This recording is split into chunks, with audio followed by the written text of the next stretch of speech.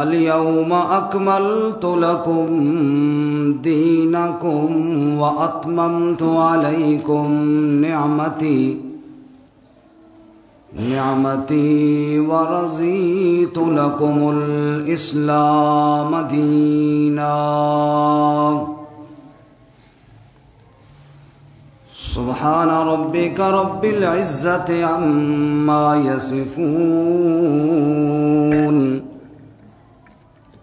وسلام على المرسلين والحمد لله رب العالمين.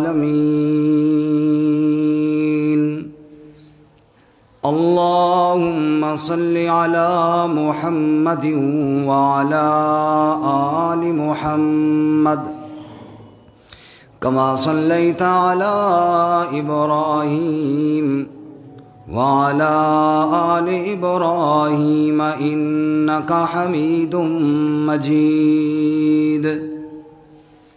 اللهم بارك على محمد وعلى آل محمد كما باركت على إبراهيم وعلى آل إبراهيم إنك حميد مجيد.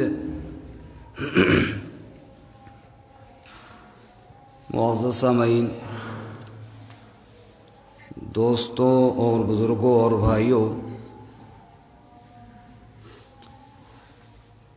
امام الانبیاء رحمت کائنات حضرت محمد الرسول اللہ صلی اللہ علیہ وسلم کی سیرت طیبہ اور آپ صلی اللہ علیہ وسلم کی عظمت اور شان، جس کا بیان گزشتہ 3-4 جمعوں سے مسلسل جاری ہے،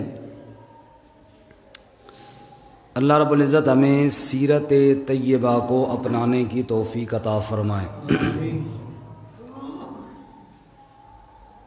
جب رسول اللہ صلی اللہ علیہ وسلم کی سیرت طیبہ پہ ہم نگاہ دوڑاتے ہیں تو ایک کامل مکمل ضابطہ حیات اور اسوہ حسنہ ہے ہمارے نبی صلی اللہ علیہ وسلم کی سیرت مبارکہ۔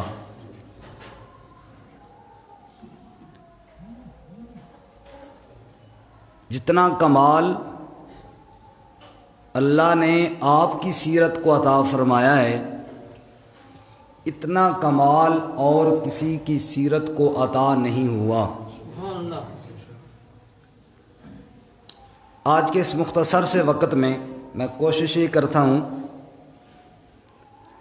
کہ حضرت سیدنا ابراہیم علیہ السلام نے جو نبی مکرم صلی اللہ علیہ وسلم کی آمد اور آپ کے مبعوث ہونے کی دعا کی تھی بیت اللہ کی تعمیر کے بعد، ربنا وابعث فیہم رسولا منہم یتلو علیہم آیاتک ویعلمہم الکتاب والحکمت ویزکیہم۔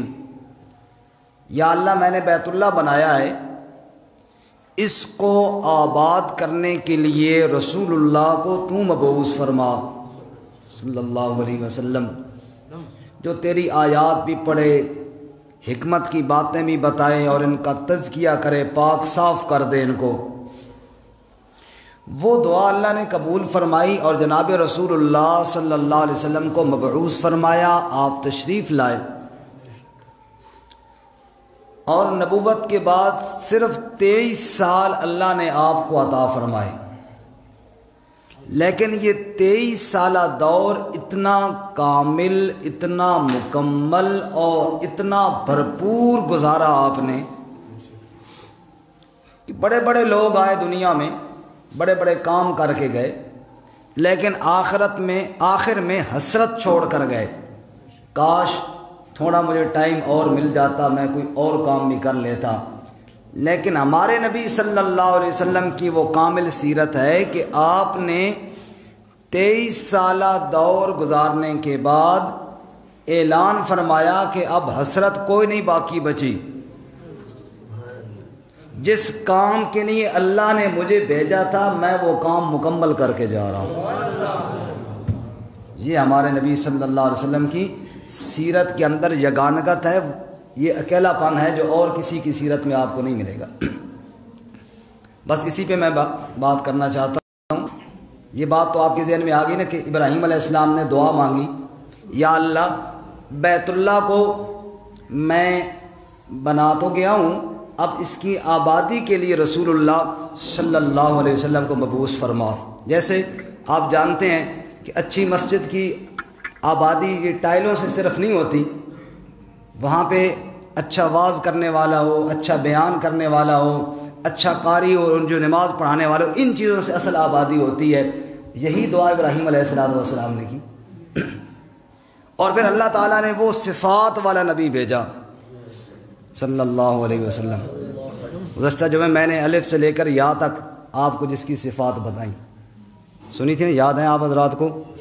لیکن اس میں ایک بات آپ کو مزے کی یہ بتاؤں کہ جمعے کے بعد دوسرے تیسرے دن ہمارے ایک ساتھی جو مجھے فیس بک پہ سنتے ہیں، لاہور سے انہوں نے مجھے کال کی، انہوں نے کہا جی آپ نے بہت اچھا بیان کیا لیکن اس میں ایک لام آپ چھوڑ گئے، الف سے لے کر یا تک آپ نے سارے حرف بیان کیے لیکن ایک لام چھوڑ گئے۔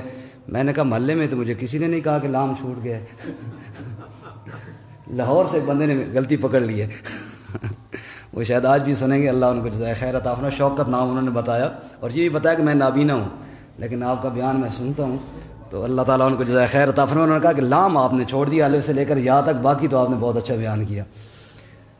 تو میں آج لام بھی وہ پورا بتا دوں۔ میں نے ان کو تو بتایا تھا، میں نے کہا لام سے مراد لطف والا نبی، نرمی والا نبی، اور قرآن میں اللہ فرماتے ہیں فَبِمَا رَحْمَةٍ مِّنَ اللَّهِ لِنْتَ لَهُمْ، اے میرے محبوب صلی اللہ علیہ وسلم اللہ کی رحمت نے آپ کو نرم مزاج بنا دیا ہے۔ خیر، ابراہیم علیہ السلام نے دعا کی، اللہ نے وہ کامل صفات والا نبی مبعوث فرمایا۔ اچھا، آپ صلی اللہ علیہ وسلم جب تشریف لائے، ایک تو دنیا کے اندر حقوق نام کی کوئی چیز نہیں تھی۔ آج بھی لوگ بڑے تحریکیں بنا رہے ہیں حقوق کی، کوئی حقوق نسواں ہیں، کوئی حقوق حیوانات ہیں، کوئی حقوق جنگلات ہے، پتہ نہیں کوئی کیا۔ لیکن اللہ کے نبی صلی اللہ علیہ وسلم نے جو حقوق کی تحریک شروع کی، سب سے پہلے اللہ کے حقوق کو بیان کیا۔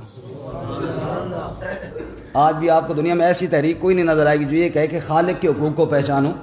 نبی صلی اللہ علیہ وسلم نے سب سے پہلی دعوت جو شروع فرمائی تو لا الہ الا اللہ سے شروع فرمائی۔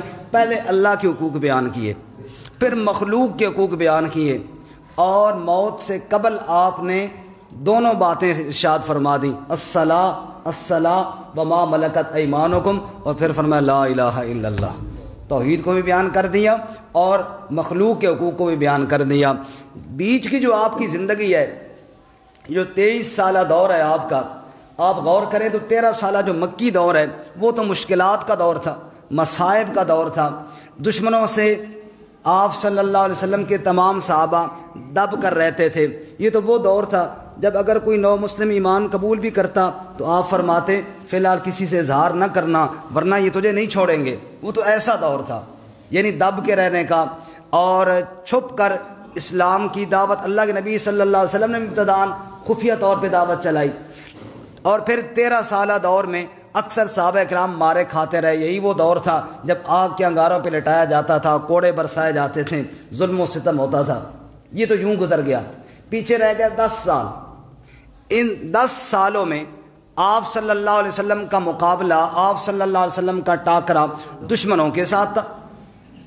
اللہ کے نبی صلی اللہ علیہ وسلم کے سامنے کئی چیلنج تھے، وہ 10 سال آپ صلی اللہ علیہ وسلم نے ان چیلنج سے نبٹتے ہوئے گزار دیے۔ ان 23 سالہ دور میں اتنی کامل سیرت آپ کی، اتنی مکمل سیرت آپ صلی اللہ علیہ وسلم کی کہ آپ اپنی وفات سے 3 مہینے پہلے اعلان کر رہے ہیں کہ میں نے دین کا کام جو میرے ذمہ تھا مکمل کر دیا ہے۔ یہ اعجاز حاصل ہے تو محمد الرسول اللہ صلی اللہ علیہ وسلم کو حاصل ہے، آپ کی سیرت کو حاصل ہے، آپ کے علاوہ کسی کو حاصل نہیں ہے۔ آپ نے کیسے دعوت کی، میں اس میں سے چند جھلکیاں آپ کے سامنے عرض کرتا ہوں اور پھر آخری آپ کا اعلان سنا کے بعد ختم کروں گا۔ میں نے پہلے عرض کیا کہ حقوق اللہ سے آپ نے اپنی دعوت کا آغاز فرمایا، چنانچہ اعلانیہ جو آپ نے دعوت دی صفا پر دی، اور پہلے اپنی اس زندگی کو بطور دلیل کے پیش کیا جو آپ نے 40 سالہ دور گزارا تھا۔ حل وجدتمونی صادقا او کاذبا، یہاں سے آپ اعلان نبوت علی الاعلان فرما رہے ہیں۔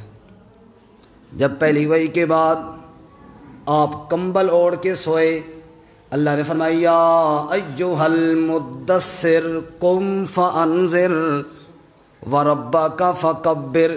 وہ جو دوسری وحی ہے نا سورۃ المدثر کی ابتدائی آیات، ان پہ آپ غور کریں تو آپ کو رسالت کا مشن سمجھ میں آئے گا۔ یا ایھا المدثر، اے کمبل اوڑھ کر سونے والے، قم فانذر، اٹھیے اور لوگوں کو ڈرائیے، وَرَبَّكَ فَكَبِّرْ، رب کی کبریائی کو بیان کیجئے، وَثِيَابَكَ فَطَهِّرْ، کپڑوں کو پاک رکھیے، ظاہری نجاستوں کو بھی دور کیجئے، وَالرُّجْزَ فَاجُرْ، اندر کی گندگیوں کو بھی دور کر دیجئے، وَلَا تَمْنُنْ تَسْتَكْثِرْ، یہ دعوت کا عمل کر کے اس کو زیادہ نہیں سمجھنا، کسی پر احسان نہیں جتلانا، بلکہ وَلِرَبِّكَ فَاصْبِرْ، جتنے دکھ آئیں رب کی رضا کے لیے ان کو سہ لینا ہے۔ یہ ابتدان گویا کہ اللہ تعالیٰ کے نے آپ کے سامنے وہ 23 سالہ زندگی کا خلاصہ بیان کر دیا۔ آپ یہ حکم سن کر کھڑے ہوئے، آپ نے کہا حل وجدتمونی صادقا او کاذبا، اے میری برادری کے لوگوں، 40 سالہ دور میں بتاؤ مجھے سچا پایا یا جھوٹا پایا؟ کہنے لگے جربناک مرارا ما رأینا فیک الا صدقا، ایک بار نہیں ہم نے بار بار آپ کا تجربہ کر لیا، سچ کے علاوہ ہمیں آپ کی ذات میں کوئی چیز نظر نہیں آئی۔ اب آپ نے دعوت کا آغاز کیا اللہ کے حقوق سے، قولوا لا الہ الا اللہ، پھر کہہ دو نا اس دھرتی پر عبادت کے لائق صرف کون ہے؟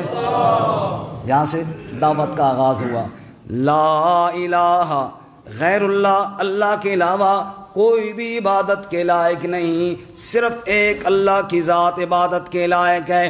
دعوت کا آغاز آپ نے یوں کیا، اوے کائنات والو، سب سے پہلے اپنے خالق کو پہچانو۔ آج بھی دنیا والے اگر خالق کو پہچان لیں، رب کے ساتھ تعلق جوڑ لیں، ہماری 100% برائیاں ختم ہو جائیں، لیکن اس لیے نہیں برائیاں ختم ہوتی، رب کے ساتھ جو تعلق کوئی نہیں ہے، حرام حلال کی تمیز کوئی نہیں، کیونکہ رب کے ساتھ تعلق کوئی نہیں ہے، ہمیں عبادت کا شوق کوئی نہیں، کیونکہ رب کے ساتھ تعلق کوئی نہیں ہے، اچھے اخلاق کوئی نہیں، کیونکہ رب کے ساتھ تعلق کوئی نہیں۔ میرے نبی کی سیرت کا پہلا پیغام یہ ہے، لوگوں رب کے ساتھ تعلق کو پختہ کر لو۔ پھر اسی کو چلتے ہوئے آپ نے اسی پیغام کو پختہ یوں کیا، الا بذکر اللہ تطمئن القلوب، اللہ کی یاد کے ساتھ ہی دلوں کا اطمینان ہوتا ہے۔ رب کا حکم دینے کی پاداش میں لوگوں نے آپ کو جو کچھ کہا وہ تو سو کہا، لیکن پھر آپ نے نگاہ دوڑائی، دنیا والے اخلاق کی پستیوں کے اندر گرے ہوئے ہیں، بھائی بھائی کا دشمن ہے، پڑوسی پڑوسی کا دشمن ہے، اپنے بیگانے ہو چکے ہیں۔ رسول اللہ صلی اللہ علیہ وسلم نے دیکھا یہ سارے ایک دوسرے سے بدگمان اور ایک دوسرے کے مخالف ہو کر زندگی گزار رہے ہیں۔ کتنی پیاری بات ارشاد فرمائی، ایاکم والظن فإن الظن اکذب الحدیث، او کما قال رسول اللہ صلی اللہ علیہ وسلم۔ جہاں بھائی بھائی کا دشمن ہے، جہاں اپنا بیگانہ ہو چکا ہے، اس معاشرے میں اللہ کے نبی صلی اللہ علیہ وسلم اعلان کر کے فرماتے ہیں، ایاکم والظن، لوگوں دوسروں کے بارے میں کبھی بھی بدگمانی دل میں پیدا نہ کرو، فَإِنَّ الظَّنَّ أَكْذَبُ الْحَدِيثِ، جو بدگمانی ہے یہ جھوٹوں میں سب سے بڑا جھوٹ ہے، کسی کے بارے میں برا سوچنا۔ آپ دیکھیں ذرا، اچھے اخلاق کی طرف آپ نے دعوت کا آغاز فرمایا تو بد اخلاقی کی جڑ کو کاٹا، جب میرا دوسرے کے بارے میں گمان ہی اچھا ہوگا، میرا کسی کے ساتھ کوئی معاملہ ہو گیا، میں اچھا گمان رکھوں یار اس نے اپنے طور پہ ٹھیک ہی کیا ہوگا، بدگمانی نہ کروں۔ فَإِنَّ الظَّنَّ أَكْذَبُ الْحَدِيثِ، ہمارے اکثر جھگڑے جو ہیں وہ محض بدگمانیوں کی بنیاد پر پھیلے ہوئی ہیں۔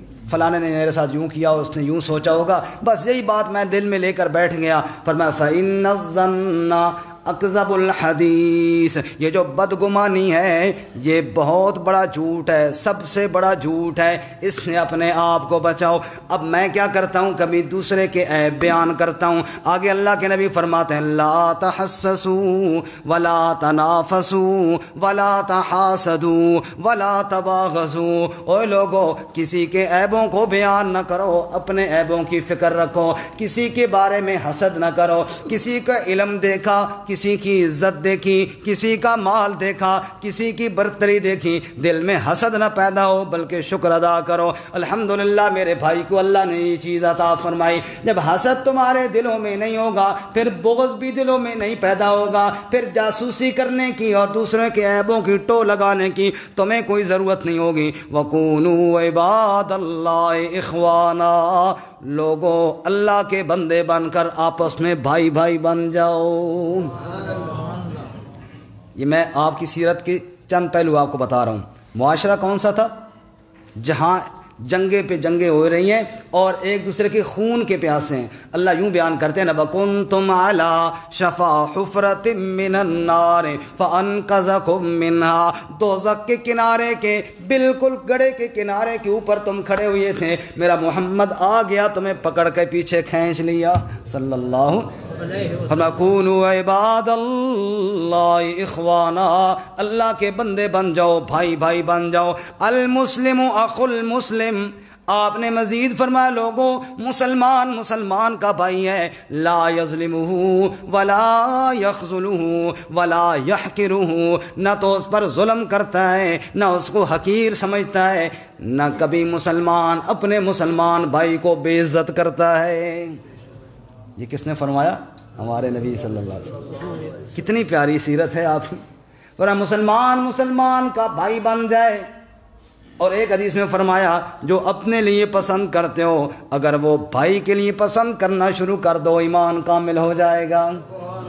ان اکمل المؤمنین ایمانا احسنهم خلقا، ایمان والوں میں کامل ایمان والا وہ ہوگا جس کے اخلاق اچھے ہوں گے۔ اور یوں اللہ کے نبی صلی اللہ علیہ وسلم نے جب دیکھا لوگوں کی حالت یہ ہے، جھوٹ بھی بولتے ہیں، جھگڑے بھی کرتے ہیں، بد اخلاقی بھی ہے، آپ نے ارشاد فرمایا لوگوں میں محمد کریم صلی اللہ علیہ وسلم اس بندے کو جنت کے اندر محل دینے کی ضمانت دیتا ہوں جو حق پر ہونے کے باوجود بھی جھگڑا چھوڑ دے۔ پھر آپ نے ارشاد فرمایا لوگوں اس بندے کو جنت کے مرکز اور وسط میں میں مکان دینے کی ذمہ داری لیتا ہوں جو مذاق کے اندر بھی جھوٹ کو چھوڑ دے۔ پھر آپ صلی اللہ علیہ وسلم نے ارشاد فرمایا اس بندے کو جنت کے اعلیٰ درجے پر مکان دینے کی ضمانت دیتا ہوں جو بندہ اپنے اخلاق کو اچھا کر لے۔ کتنی پیاری سیرت آپ سنا رہے ہیں، اور اس معاشرے میں یہ ذہن میں رہے، اس معاشرے میں سنا رہے ہیں کہ جہاں حالات یہ ہیں کہ ایک دوسرے کے خون کے پیاسے ہیں، پھر وہ ایسے بنے کہ جنگ کے اندر زخموں میں تڑپ رہے ہیں، بھائی پانی لے کر جاتا ہے تو وہ زخمی کہتے ہیں مجھے چھوڑو پہلے میرے دوسرے بھائی کو پانی پلاؤ۔ ایسی کامل سیرت نہ تھے جو خود راہ پر اوروں کے ہادی بن گئے، وہ کیا نظر تھی جس نے مردوں کو مسیحا کر دیا۔ کیسی روح پھونک دی آپ صلی اللہ علیہ وسلم نے۔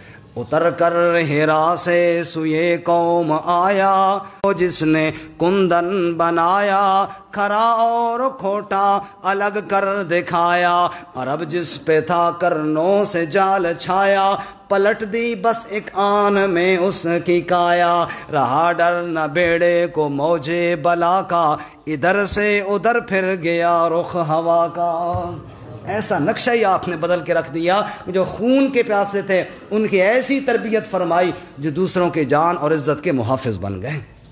سبحان اللہ۔ حالت ان کی کیا تھی؟ اب وقت نہیں ہے کہ بچیوں کو زندہ درگور کرنے والوں کو آپ نے اپنی 4 بچیوں کی پرورش کر کے نکاح کر کے بتایا کہ بچیوں کے ساتھ یوں برتاؤ کیا جاتا ہے، یوں برتاؤ کیا جاتا ہے۔ یتیموں کا مال کھانے والوں کو بتایا انا وقافل الیتیم فی الجنت ہاکذا، میں محمد کریم صلی اللہ علیہ وسلم اور یتیم کی پرورش کرنے والا جنت میں ایسے اکٹھے ہوں گے جیسے یہ 2 انگلیاں آپس میں اکٹھی ہیں۔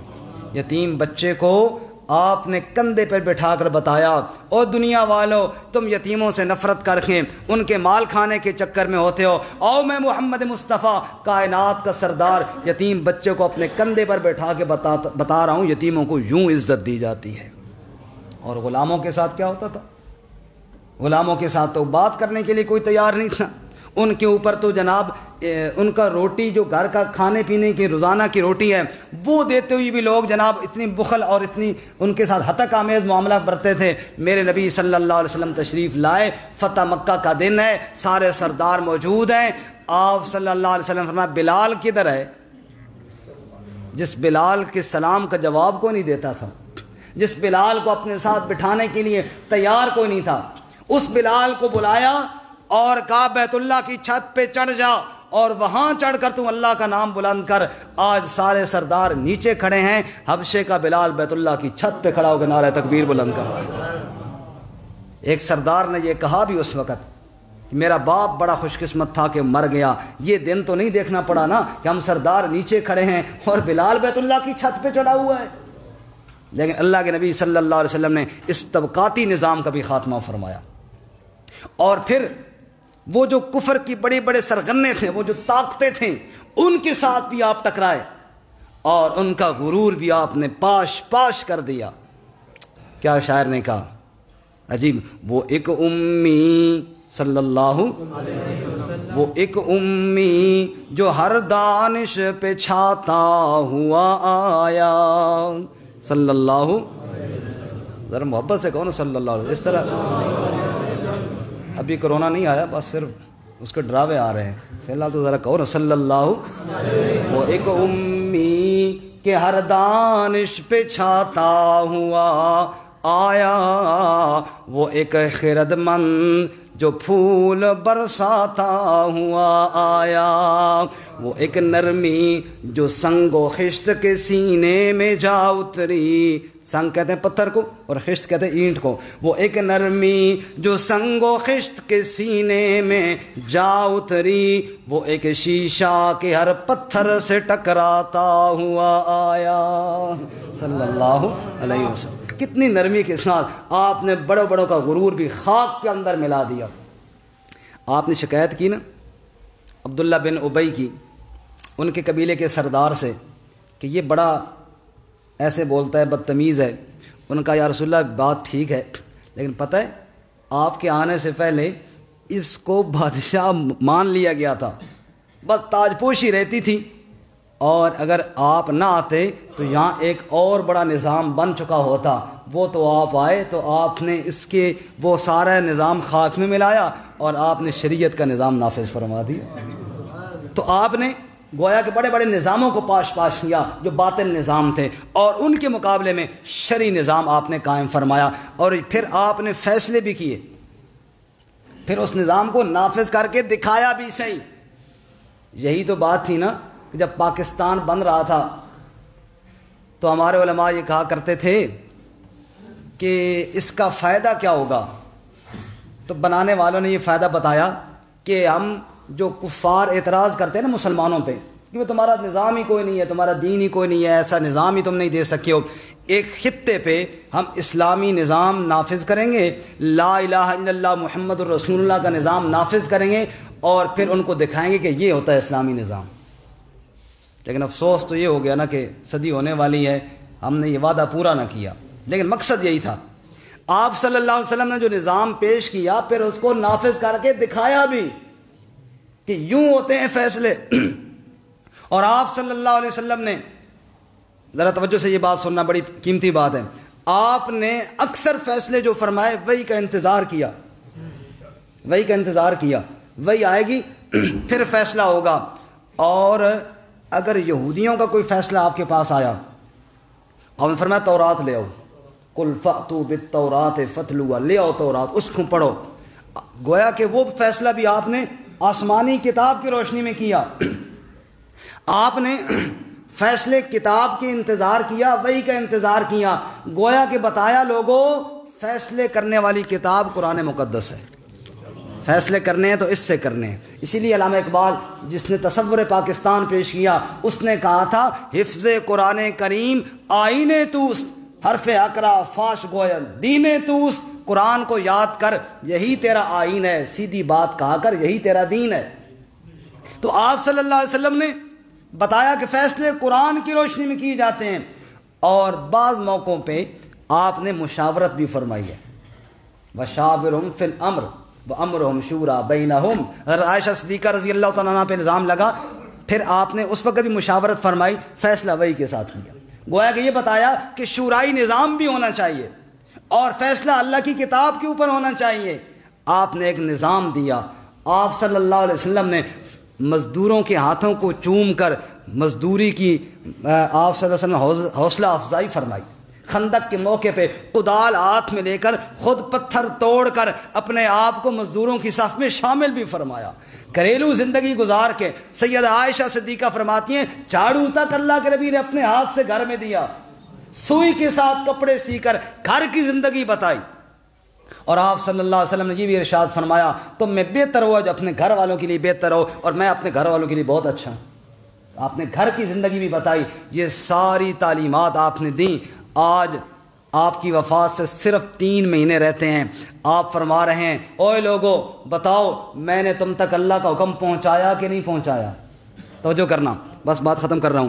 اللہ نے بھی آیت نازل فرمائی الیوم اکملت لکم دینکم واتممت علیکم نعمتی ورضیت لکم الاسلام دینا۔ 23 سال تو میرے نبی کو ملے تھے، صرف اللہ اعلان کر رہے ہیں میں نے آج دین مکمل کر دیا ہے۔ اور کیسا مکمل ہوا کہ اللہ کے نبی نے تھوکنے تک کا طریقہ بتایا، حدیث کی کتابوں میں موجود۔ آپ نے فرمایا یوں بائیں جانب تھوکو، نماز میں اگر تھوکنا پڑ جائے کپڑے پہ یوں کونے پہ تھوک کے یوں کر دو۔ آپ نے تھوکنے تک کا طریقہ، بیت الخلاء میں جانے تک کا طریقہ بتایا، اور وہاں سے لے کر ملک کے نظام تک سارے طریقے آپ صلی اللہ علیہ وسلم نے بتائے۔ اور پھر سیدہ عائشہ صدیقہ فرماتی ہیں جب بالکل آپ کا آخری وقت آیا آپ نے کیا فرمایا؟ الصلاۃ الصلاۃ وما ملکت ایمانکم، نماز نماز اور غلاموں کے اوپر رحم کرنا اور ان کا خیال کرنا۔ اور پھر آپ نے اپنے یعنی وفات کے بعد والی زندگی کے بارے میں بھی گویا کہ ہدایت لی، اور ارشاد فرمایا لعن اللہ الیہود والنصارى اتخذوا قبور انبیاء مساجدا۔ اللہ کی لعنت ہو ان بدبختوں پر، یہود و نصارہ پر، جنہوں نے انبیاء کی قبروں کو سجدہ گاہ بنایا۔ اللہم لا تجعل قبری وطنا یعبد، اے اللہ میری قبر کو ایسا نہ بنانا کہ لوگ آ کر اس پہ سجدے کریں اور عبادت کریں۔ سیدہ عائشہ فرماتی ہیں اس کے بعد آپ صلی اللہ علیہ وسلم کی زبان مقدس ہل رہی تھی، میں نے کان قریب کیا تو آپ فرما رہے تھے اللہم الرفیق الاعلی، یا اللہ میرا کام پورا ہو گیا اب مجھے اپنے پاس بلا لے۔ جی ابراہیم علیہ السلام نے کہا تھا یا اللہ ایک رسول بھیج جو یہاں پر لوگوں کا تزکیہ کرے، ان کی اصلاح کرے۔ اللہ نے دعا کو قبول کیا، اللہ نے رسول بھیجا، اس کو 23 سالہ عرصہ اللہ نے عطا فرمایا۔ اس 23 سالہ عرصے میں وہ جو خواہش ابراہیم علیہ السلام نے جس کا اظہار بیت اللہ کے پاس کھڑے ہو کر کیا تھا وہ ساری پوری کی، اور پوری کرنے کے بعد فرمایا یا اللہ اب میرا کام پورا ہو گیا ہے، مجھے اپنے پاس بلا لے۔ گویا کہ میں نے بات شروع میں کہی تھی بڑے بڑے دنیا میں آئے، اچھی سیرت بھی چھوڑ کر گئے لیکن کامل سیرت کسی کی نہیں تھی۔ میرے نبی دنیا میں آئے، آپ نے وہ اسوہ چھوڑا جو کامل اور مکمل تھا۔ حسرت پیچھے کوئی بچا کے نہیں گئے، کاش تھوڑا اور ٹائم مل جاتا تو یہ بھی کر لیتا وہ بھی کر لیتا، نہ فرمایا جو کرنا تھا وہ میں نے کر دیا ہے۔ اللہ میں آپ کی سیرت کی اتباع کی توفیق عطا فرمائے۔ وآخر دعوانا ان الحمدللہ۔